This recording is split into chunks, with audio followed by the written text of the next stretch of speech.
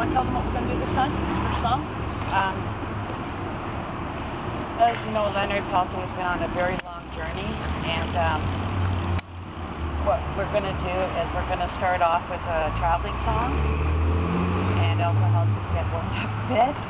And what we do is the first line is done solely, but the second line for the rest of that particular round, everybody joins in. So it's just the first line of each verse that's solo. We'll do a round each to show you, and then you'll see what we mean. So you want to start? No, you start.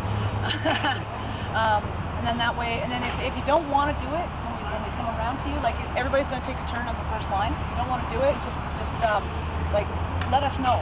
Go like this just before the last of the verses.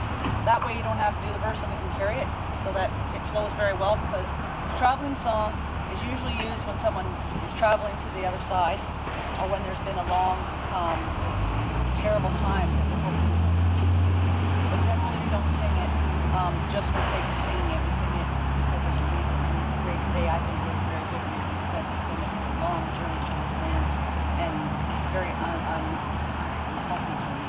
So I think that maybe if we send this stuff to him, medicine and stuff that's in those songs, maybe it might help somehow, some way. And that's why I'm here today. But anyway, okay, so we're ready. So.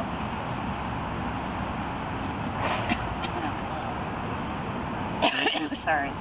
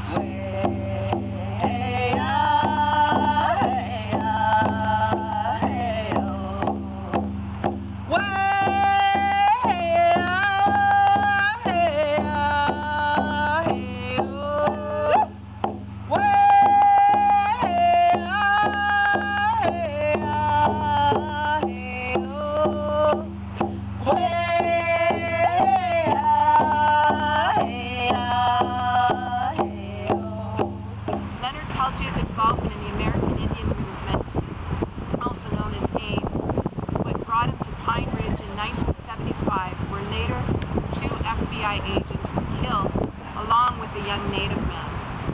During that time, the reservation was rife with conflicts between the conservative tribal chairman and his supporters and the traditional people who wanted to keep their land, language, culture, and spirituality.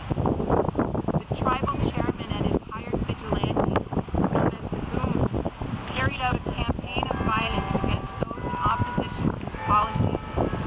In a period of 3 years, over 60 traditional people were murdered on Pine Ridge, and over 300 were severely beaten, several of whom were involved with the American Indian movement.